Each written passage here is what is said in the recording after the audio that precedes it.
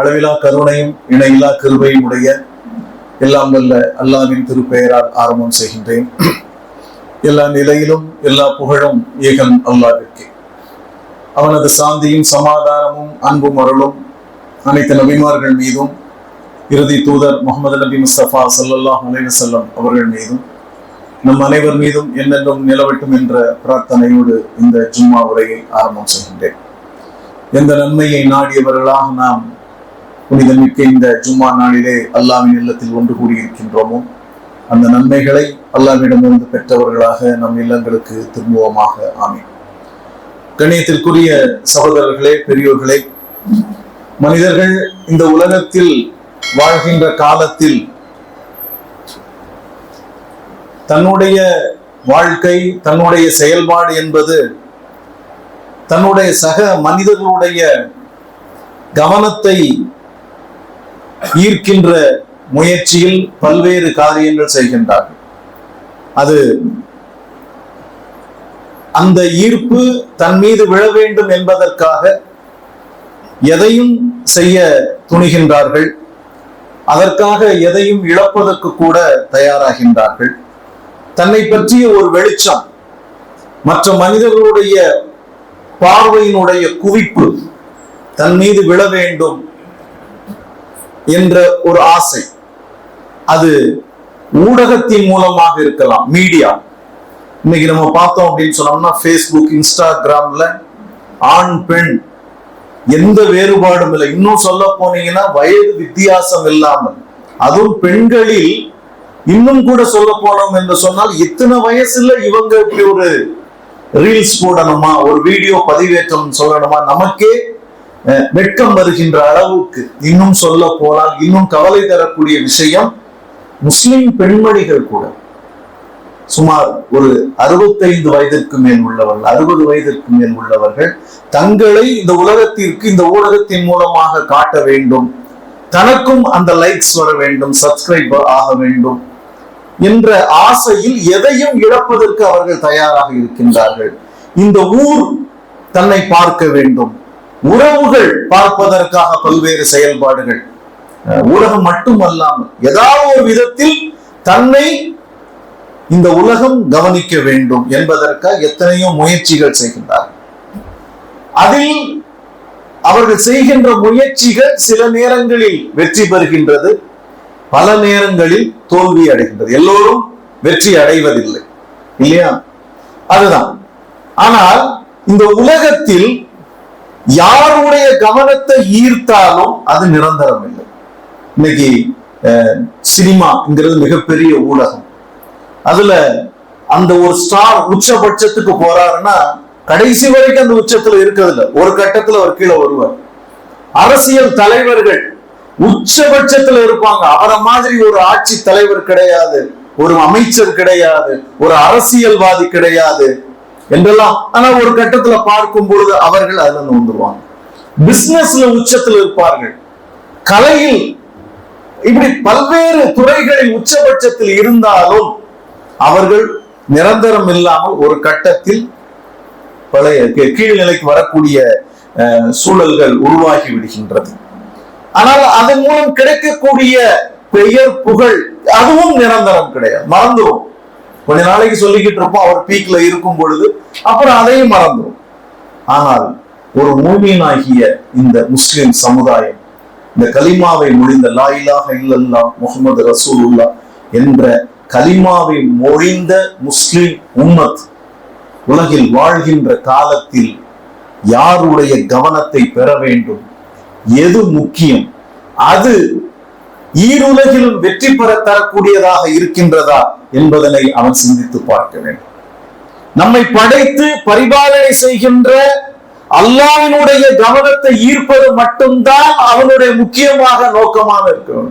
கண்ணியத்திற்குரிய சகோதரர்கள், அவன் தருகின்ற அந்த இணையில்லாத ஈருலக வெற்றியும் மன்னிப்பும் நன்மைகள் மட்டும்தான் என்றென்றும் நிரந்தரமாக இருக்கின்றோம் என்ற நம்பிக்கை இருக்க வேண்டும். அந்த நம்பிக்கையின் அடிப்படையில் அந்த வெற்றியை நோக்கிய செயல்பாடுகள் தான் இந்த உலகில் அந்த இறை நம்பிக்கையாளன் செயல்படுத்த வேண்டும். கண்ணியத்திற்குரிய சகோதரர்கள், அல்லாஹ் தஆலா தன்னுடைய திருமறையிலே கூறும் பொழுது வல்லதீன ஜாகது ஃபீனா லனஹ்தியன்னஹும் சுபுலனா வ இன்னல்லாஹ லஅல் முஹ்சினீன். மேலும் எவர்கள் நமக்காக பெரும் முயற்சி செய்கின்றார்களோ அவர்களுக்கு நாம் நம்முடைய வழிகளை காண்பிப்போம். அல்லாஹ் அப்படிப்பட்டவர்களுக்கு தன்னிடமிருந்து அதற்கான வழிகளை காண்பிக்கின்றான். அடுத்து திண்ணமாக அல்லாஹ் நற்பணி ஆற்றுபவர்களோடு இருக்கின்றான். அப்ப நம்ம செய்கின்ற செயல் என்பது நற்கர்மங்களாக இருக்க வேண்டும், நன்மை பயக்கக்கூடியதாக இருக்க வேண்டும். இந்த உலகத்தினுடைய சந்தோஷத்திற்காக, மற்றவர்களுடைய மகிழ்ச்சிக்காக, அவர்களை மகிழ்விப்பதற்காக, அவர்களுடைய கவனத்தை ஈர்ப்பதற்காக நாம் செயல்கள் செய்கின்றோம் என்று சொன்னால் அது எந்த பலனையும் பெற்று தராது. அல்லாஹ்வின் முன்னால் அது எந்த நன்மைகளையும் பெற்று தராது. இன்னும் சொல்ல போனால் அல்லாஹ்வினுடைய வெறுப்புக்குரியவர்களாக இருப்பார். கண்ணியத்திற்குரிய சகோதரர், நம்முடைய வாழ்க்கை என்பது நம்மை படைத்த அல்லாஹ்வினுடைய கவனம் நம் பக்கம். அல்லாஹ் நம்மளை கவனிக்காம இருக்கான அர்த்தம் இல்லை. ஆனால் அல்லாஹ்வால் கவனிக்கப்படக்கூடிய நபர்களாக நம்முடைய செயல்பாடுகள் இருக்க வேண்டும். நம்முடைய எண்ணம், சொல், செயல், பண்புகள், நடத்தை அத்தனையும் அமைய பெற வேண்டும் என்பதுதான் அல்லாஹ்வினுடைய கவனத்தை திருப்புதல் என்ற அர்த்தமாக இருக்கின்றது. கண்ணியத்திற்குரிய சகோதரர், அல்லாஹ் திருமறையிலே கூறுகின்றான், பலாமன் ஔஃபா பி அஹ்திஹி வத்தகா ஃபஇன்னல்லாஹ யுஜிப்புல் முத்தகீன். கவனத்தை திருப்ப வேண்டும் என்று சொன்னால் அந்த இறை நம்பிக்கையாளன் என்ன செய்ய வேண்டும்? அல்லாஹ் கூறுகின்றான், யார் தம் வாக்குறுதியை நிறைவேற்றுகின்றார்களோ.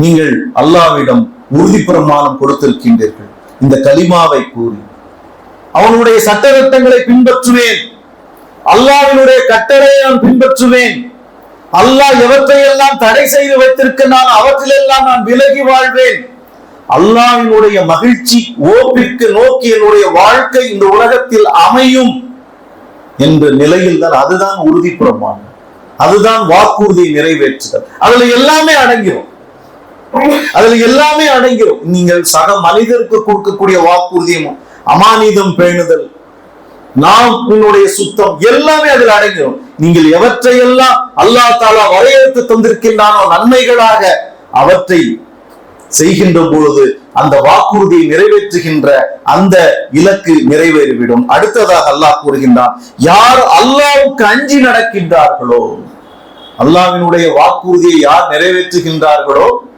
அல்லாஹ்விற்கு யார் அஞ்சி நடக்கின்றார்களோ, யார் தக்வாவுடைய இருக்கின்றார்களோ, நிச்சயமாக அல்லாஹ் அவர்களை நேசிக்கின்றான்.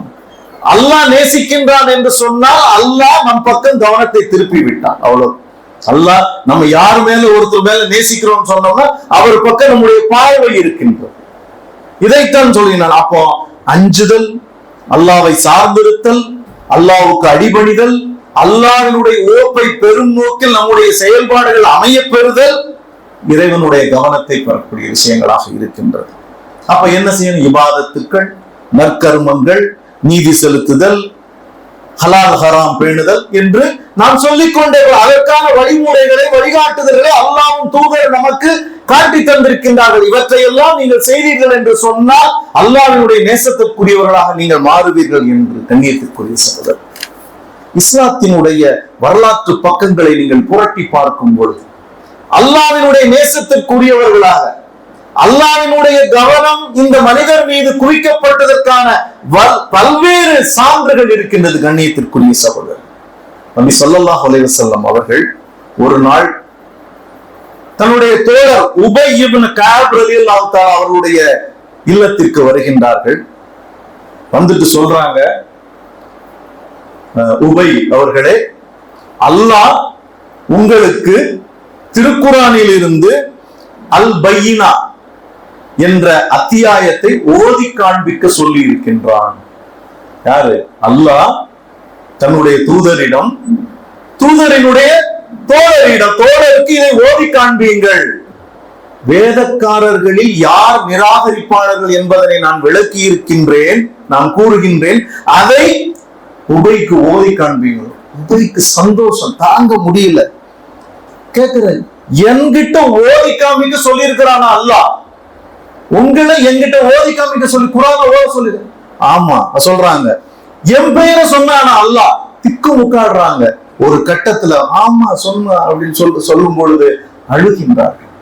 என் பெயரை குறிப்பிட்டு அல்லாஹ் திருக்குரானை ஓதி காண்பிக்க சொன்னானா அழுகின்றார்கள். அப்ப நம்ம சிந்திக்கின்றோம். அப்போ அல்லாஹ்வினுடைய கவனத்தை பெறுவதற்கு அல்லாஹ் தன்னுடைய தூதரிடம் இந்த சஹாபிக்கு நீங்க ஓதி காண்பீங்க சொன்னா அல்லாஹ்வினுடைய கவனம் அந்த உபையின் மீது குவிந்து.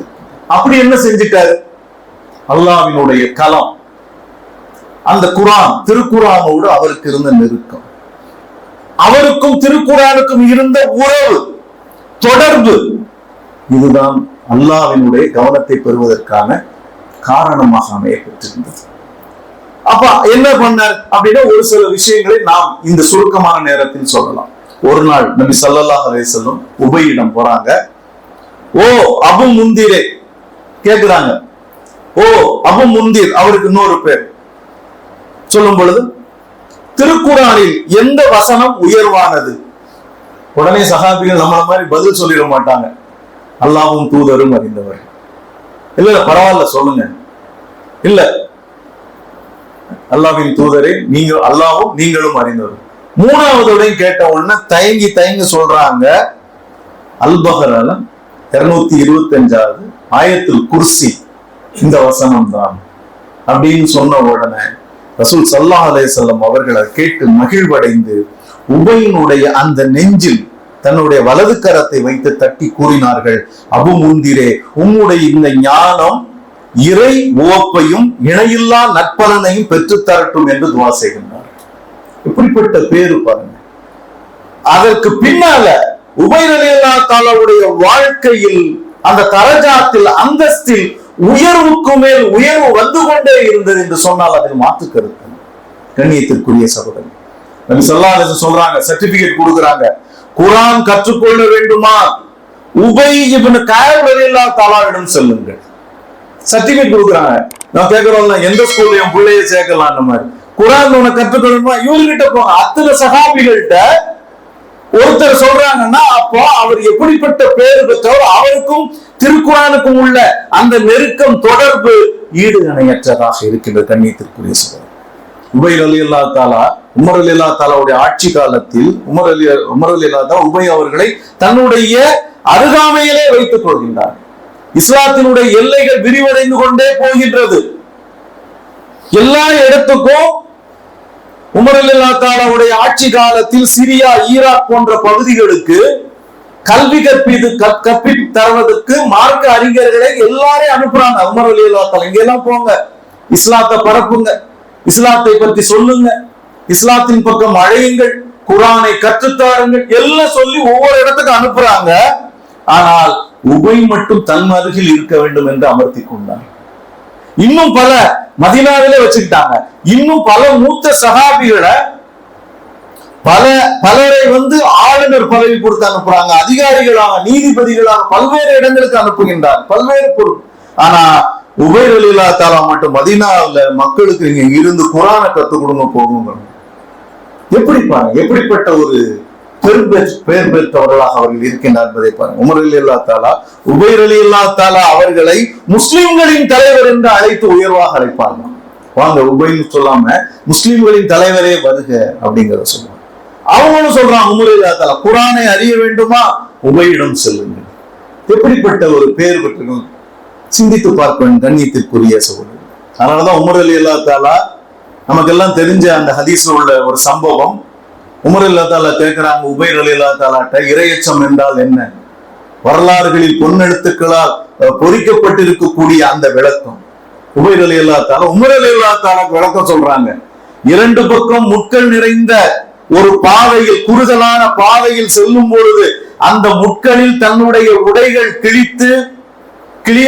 கிளியப்படாமல் எப்படி பாதுகாப்பாக நாம் செல்வோம், அந்த பாதையை கடப்போமோ, அதுபோல இந்த உலகில் வாழக்கூடிய காலத்தில் இரண்டு புறங்களிலும் தீமைகள் இருக்கின்றது.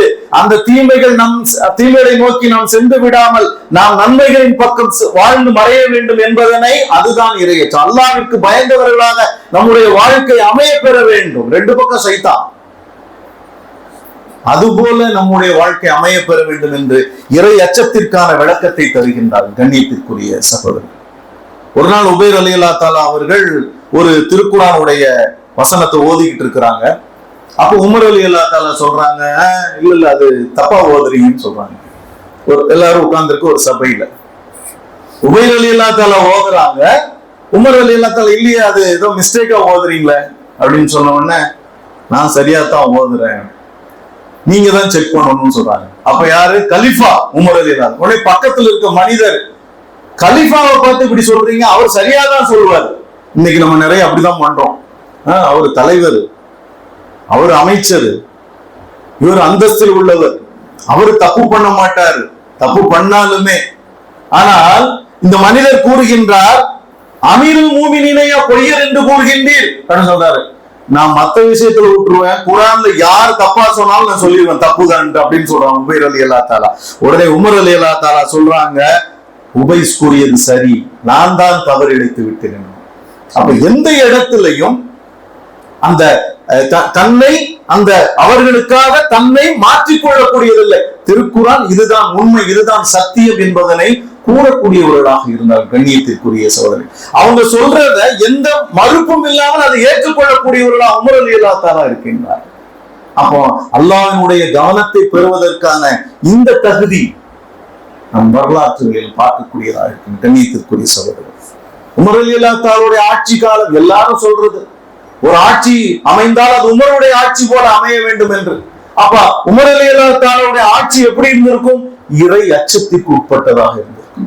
இதுல தப்பு செஞ்சிருவோமோ, இந்த இதை செஞ்சு அல்லாஹ்வினுடைய கோபத்தை சம்பாதித்து விடுவோமோ, எங்கோ ஒரு மூலையில் ஒரு குக்கிராமத்தில் ஒரு சாலையில் ஒரு கழுதை நடந்து செல்லும் போது அதனுடைய காலில் ஒரு முள் குத்தி என்னுடைய ஆட்சியில் நடந்துருச்சு, நாளை அல்லாஹ்விடம் நான் பதில் சொல்ல வேண்டியது வருமோ என்ற அச்சத்தோடு ஆட்சி செய்த ஒரு உமர் ரலியல்லாஹு தஆலா. நாளைக்கு அது அல்லாஹ்வின் முன்னால் இவருடைய ஆட்சியில் அந்த பாதையில் முட்கள் கிடந்தது, எனக்கு காயம் என்று நான் குற்றவாளி ஆயிடுவனோ என்ற அச்சத்தில் ஆட்சி செய்தவர்கள். மக்கள் நலனில் அக்கறை, இறை சட்டங்கள், இறை தூதருடைய வழிகாட்டுதல், இவற்றின் அடிப்படையில் ஆட்சி செய்தவர்கள் உமர் ரலியல்லாஹு தஆலா. உமர் ரலியல்லாஹு தஆலா ஒரு நாள் நகர்வலம் வந்துட்டு இருக்கிறாங்க. அப்போ ஒரு இறை வசனம் அவருடைய காதுக்கு அவருக்கு நினைவு வருது. நம்ம போகும்போது சில வசனங்கள் நினைவு வரும், சில விஷயங்கள் அவங்களுக்கு ஒரு இறை வசனம் நினைவு வருது. ஒரு பயணத்துல நகர்வலம் வரும்பொழுது அதுல ஈமான் கொண்ட ஆண்களையும் ஈமான் கொண்ட பெண்களையும் அவர்கள் செய்யாதவற்றை செய்ததாக கூறி நோவினை செய்பவர்கள் ஒரு மாபெரும் அவதூறையும் வெளிப்படையான பாவத்தின் விளைவையும் தம் மீது சுமந்து கொள்கின்றார்கள். அல் அஹ்ஸாப்ல இருக்கக்கூடிய 58வது வசனம்.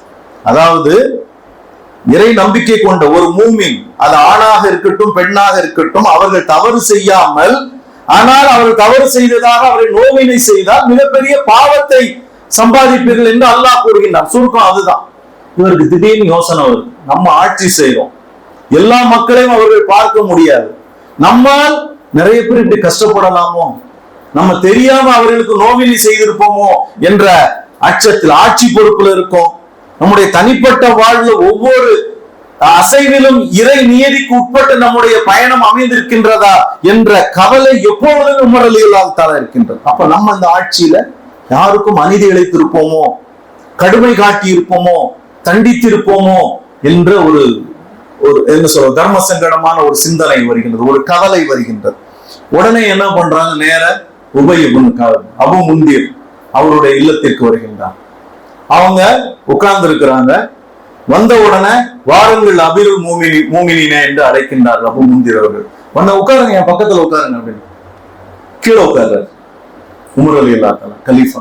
அபு முந்தீர் மேடான இடத்துல இருக்காரு, கீழே உட்காரு. உங்ககிட்ட ஒரு விஷயத்தை நான் கேட்க வந்திருக்கேன் பாருங்க, நான் கற்க வந்திருக்கின்றேன். நான் கீழே உட்கார்ந்து இருக்காரு, கேட்கிறாரு, எனக்கு இப்படி ஒரு சிந்தனை வருது, இந்த வசனத்தை கண்டவுடன் கேட்டவுடன் நினைவு வந்தவுடன் எனக்கு கவலையாக இருக்கின்றது. அப்ப அல்லாஹ் குறிப்பிடுகின்ற அந்த நபர் நான்காவது என்று எனக்கு அச்சம் இருக்கின்றது அப்படிங்கிறத சொல்றோம்னு அவங்க சொல்றாங்க. அபு முந்தீருடைய பதில பாருங்க. அவர் சொல்றாரு, ஆட்சியாளராக இருக்கக்கூடிய நீங்கள் மக்களின் மீது அக்கறை கொள்ளாமல் இருக்க முடியாது. ஒருத்தன் நல்லவனா இருப்பான், ஒருத்தன் கெட்டவனா இருப்பான். அப்ப சிலரை நீங்க தண்டிக்கணும். இல்லையா? இருக்கும். சொல்ல எனும் போது அவர்களது நலனுக்கான விதிகளையும் கட்டளைகளையும் நீங்கள் விதித்தே ஆக வேண்டும். சில விஷயங்களை நீங்கள் தடை செய்ய வேண்டும். விலக்கப்பட வேண்டிய செயல்களுக்கான தடைகளையும் ஆட்சியாளர் என்ற அடிப்படையில் ஏற்படுத்தித்தானே ஆக வேண்டும். இதுல ஏன் கவலைப்படுறீங்க? இல்லையா? இன்னைக்கு கூட பாருங்க, சட்டத்தின் அடிப்படையில நீதிமன்றம் சொன்ன பின்னால ஒருவரை கைது செய்வதோ தண்டனை கொடுத்தா எதிர்கட்சிக்காரங்க என்ன பண்ணுவாங்க? நீதிமன்றத்துடைய தீர்ப்பு, ஆட்சியில் இருக்கவங்க குற்றம் சொல்லுவாங்க. நீங்க என்னதான் நீதிமன்றத்துடைய தீர்ப்புன்னு சொன்னா கூட ஆட்சியாளர் இருக்கணும். அப்ப இதெல்லாம் தவிர்க்க முடியாது அப்படின்னு சொன்ன உடனே அப்ப கூட உமர் ரலியல்லாஹு தஆலா திருப்தி வரல. கொஞ்சம் பாதி மனசுல நீங்க சொல்றது புரியுது, ஆனா அல்லாஹ்வை முற்றிலும் அறிந்தவன். அவங்க விளக்க சொல்லிட்டா கூட இதெல்லாம் செஞ்சுதானே ஆகணும் அப்படின்னு சொன்ன பின்னால நீ சொல்றது எனக்கு புரியுது, ஆனாலும் அல்லாஹ்வை முற்றிலும் அறிந்தவன். நம்முடைய செயல்பாடுகளை சிந்தித்து பாருங்க. சுய திருப்தி அது இபாதத்துக்களாக இருக்கட்டும், தவறு செய்வதாக இருக்கட்டும். நான் அப்படி நினைச்சு செய்யல, அவர் அப்படி நினைச்சுக்கிட்டாருன்னா என்ன பண்றது? இல்லையா? நான் இப்படி போனா அது நடந்துருச்சு, நான் இப்படி நினைச்சு பண்ணல. இப்படி நம்மை நாமே சமாதானம் செய்து கொள்கின்றோம். சிம்பிளா சொல்லலாம். அபுமுந்திட்ட போன வசனத்துக்கு விளக்கம் கேட்டேன், சிம்பிளா சொல்லிட்டாரு. நீங்கள் அமீருல் மோமினின் ஆட்சியாளர், இதெல்லாம் நடக்கத்தான் செய்யணும், நான் வந்துட்டேன் திருப்தி. அப்பொழுது கூட அல்லாஹ்வே அறியக்கூடியவனாக இருக்கின்றான் சொல்றாங்க. அதுதான் வேண்டும். அது மிகப்பெரிய பாடம் ஒரு மூமினுக்கு. எந்த செயல்பாடுகளிலும், எந்த இபாதத்துக்களிலும், எந்த நற்கர்மங்களிலும், எந்த தீமைகளிலும் விலகி இருப்பதிலும் நாம் சுய திருப்தி ஒரு காலத்திலும் அடைந்து விடக்கூடாது. தவறு செய்திருப்பேனோ அல்லாஹ் மன்னிக்க வேண்டும், அல்லாஹ் மன்னிக்க வேண்டும் என்ற நிலை இருக்க வேண்டும். இது ஒரு மாற்றம். அடுத்து அல்லாஹ்வை மகிழ்வித்தல், அல்லாஹ்வுடைய ஓப்பிற்குரியவர்களாக நாம் ஆகுதல். அது மிக முக்கியம். இந்த வாழ்கின்ற காலத்தில் எனக்காக அதை அவன் தியாகம் செய்தான், எனக்காக அவன் அதை வெறுத்தான், என்னுடைய அடியான் வெறுத்தான், எனக்காக அவன் அவனோடு நட்புறவு வைத்துக் கொண்டான், எனக்காக இவனை விலக்கிவிட்டான் என்று அல்லாஹ் அதில் மகிழ்ச்சி அடைகின்றான். எனக்காக அல்லாஹ்வுக்காக நான் கொடுத்தேன், கொடுக்காமல் இருக்கு, எனக்காக சொல்றான். அல்லாஹ் தஆலா திருமறையில் சொல்லும்போது இன்னமல் மூமினூன அல்லதீன ஆமனு பில்லாஹி வ ரசூலிஹி சும்ம லம் யர்தாபு வ ஜாஹது பி அம்வாலிஹிம் வ அன்ஃபுஸிஹிம் ஃபீ ஸபீலில்லாஹ் உலாயிக ஹுமுஸ் ஸாதிகூன். யாரு உண்மையான மூமின்கள், சாதிக்கீங்கள்? யாரு அல்லாஹ்வின் மீதும் தூதர் மீதும் ஈமான் கொண்டு எந்தவித சந்தேகமும் இல்லாமல். திடீர்னு ஒரு சைத்தா ஒரு இது போடுவான், அல்லாஹ் எங்க இருப்பான், எப்படி இருப்பான், இருப்பானா வெளியில நம்ம சொல்ல மாட்டோம். இந்த ஆழ் மனசுல இந்த சைத்தான் இந்த கேள்விகள், சந்தேகங்களை போடுவோம் இல்லையா? அதைத்தான் அந்த அல்லாஹ் சொல்றான், சந்தேகமின்றி நம்பிக்கை கொள்ளுதல், ஈமான் கொள்ளுதல். அது கொண்ட பின்பு தன்னுடைய பொருளாலும் உயிர்களாலும் அல்லாஹ்வின் பாதையில் தியாகம் செய்வார்கள், அவர்கள் தான் உண்மையான சாதிக்கின்ற உண்மையாளர்கள் என்று அல்லாஹ் தஆலா திருமறையில் இன்னும் ஒரே ஒரு சம்பவத்தை சொல்லிட்டு வச்சுட்டு, சுஹைப் இப்னு சினான் ரலியல்லாஹு தஆலா அவர்கள் ரோமாபுரியை சேர்ந்தவர்கள். அவர்கள் ரோமில் இருந்து மக்காவுக்கு வர்றாங்க. அவங்களுடைய தொழில் என்ன அப்படின்னு சொன்னோம்னா, இந்த ஆபரணங்களை அழகிய முறையில் வடிவமைக்கும் நுட்பம் தெரிந்தவர், செய்யக்கூடியவங்க. என்ன சொல்லி போனோம்னா ஆசாரி மாதிரி தங்க நகை செய்யக்கூடிய, ஆபரணங்கள் செய்யக்கூடிய நல்ல பெரிய வித்தகர். ரோம்ல இருந்து இங்க வந்து நிறைய வியாபாரம் செஞ்சு நிறைய சம்பாதிச்சு ஒரு பெரிய வசதி மிக்கவர், தன்வந்திரி மாதிரி ஆயிட்டார். அவர் பெரிய வசதி ஆயிட்டார். அந்த நேரத்தில் ரசூலுல்லாஹ் இஸ்லாத்தை மக்களிடம் எடுத்து வைக்கக்கூடிய அந்த காலகட்டம், அது ரிசாலத் இறங்கின காலகட்டம். அப்போ அதை கேள்விப்பட்டு சுஹைப் இப்னு சினான் 31வது ஆளாக அவர்கள் இஸ்லாத்தை ஏற்றுக்கொள்கிறார். 32வது வந்து அம்மார் பின் யாசிர் ரலியல்லாஹு தஆலா 31வது ஆளாக இஸ்லாத்தை ஏற்றுக்கொள்கின்றார்கள். அப்ப இஸ்லாத்தை ஏற்றுக்கொண்டவர்கள் மீது மிகப்பெரிய தாக்குதல் நடத்துகின்றார்கள். அங்கே மக்காவில் இருக்கக்கூடிய நிராகரிப்பாளர்கள், குறைஷ் மக்கள் எல்லாம். ஆனா இவருடைய அந்தஸ்து, வசதி, இதை வச்சு அவர் கொஞ்சம் சேஃப்டியா இருக்கிறார். இப்படி இருக்கக்கூடிய அடுத்து வந்து பாத்தீங்க அப்படின்னு சொன்னோம்னா, அப்போ ஒரு காலகட்டம் வரும்பொழுது ஹிஜ்ரத்தினுடைய காலகட்டம் வருகின்றது. எல்லாம் வந்து மக்காவில இருந்து கொஞ்சம் கொஞ்சமா மதீனாவை நோக்கி போகின்றார்கள். சுஹைப் இப்னு சினான் ரலியல்லாஹு தஆலா அவர்களும் நம்மளும் ஹிஜ்ரத் செஞ்சு மதீனாவுக்கு போயிடலாம் அப்படின்னு சொல்லிட்டு அவங்க கிளம்பி வந்துட்டு இருக்கிறாங்க, வழிமறிக்கிறாங்க. இங்க இருக்கக்கூடிய மக்கத்து காஃபியர்கள் எல்லாம் வழிமறிக்கிறாங்க. நீ எங்க போறீங்க? நான் மதீனாவுக்கு போறேன். மறிக்கும் போது அவர் சொல்றாரு, என்ன வழி விடுங்க, நான் அம்பு எறிவதில் வித்தகன். அவர் சொல்றாரு, என்கிட்ட இருக்க கடைசி அம்பு வரைக்கும் எரிஞ்சு நான் உங்ககிட்ட இருந்து காப்பாத்தி போவேன். அப்படி அம்புகள் காலியாகிவிட்டால் என்னிடம் வாள் இருக்கின்றது, வாளை கொண்டு தாக்கி நான் செல்வேன். அதுலயும் மல்யுத்தம் பண்ணியா, எனக்கு மல்யுத்தமும் தெரியும். நான் உங்களெல்லாம் சண்டை எல்லாம் போட வரல. அவங்க சொல்றேன், உங்ககிட்ட சண்டை போடலாம் நாங்க வரல. நீங்க ரோமாபுரியில இருந்து வந்தீங்க, இங்க வந்து வியாபாரம் பண்ணீங்க, நல்லா சம்பாதிச்சீங்க. எங்க பணம் உங்ககிட்ட இருக்கு. எங்க ஊருக்கு வந்து நீ சம்பாதிச்சு இவ்வளவு பெரிய செல்வந்தரா இருக்கீங்க. இப்ப இந்த பணத்தை எல்லாம் கொண்டுட்டு எங்களுக்கு வெறுக்கக்கூடிய ஒரு மார்க்கத்தை ஏற்று நாங்கள் வெறுக்கின்ற இந்த முகமதை பின்பற்றி செல்வீரா அப்படின்னு சொன்னா உங்களுக்கு என்ன வேணும்? எங்கள் ஊர்ல சம்பாதிச்சதை விட்டுட்டு போங்க. அவர் சொல்றாரு, இந்த ரூம்ல இந்த இடத்துல இந்த ரூம் பீரோ இருக்கு, எல்லாம் எடுத்துருக்கு, இந்த இடத்துல பணம் இருக்குன்னு சொல்லி சாவியை கொடுத்துட்டு போறாரு. அங்கே ரசூல் ஸல்லல்லாஹு அலைஹி வஸல்லம் அவர்கள் வரவேற்கின்றார்கள். மதீனாவில் நபி ஸல்லல்லாஹு அலைஹி வஸல்லம் எப்படி சொல்றாங்க பாருங்க, முகமலர்ச்சியோடு ரபிகள் பை அபா யஹ்யா அபு யஹ்யா வரவேற்கிறாங்க. நீங்கள் செய்து வந்திருக்கக்கூடிய இந்த வியாபாரம் மிகவும் லாபகரமானது.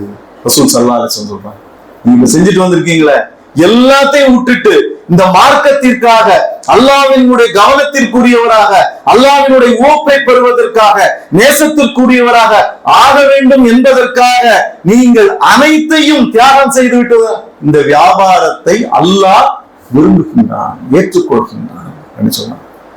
அல்லாஹ் தன்னுடைய பங்குக்கு வசனத்தை இறக்குகின்றான். எவ்வளவு பெரிய கொடுப்பனை பாருங்க.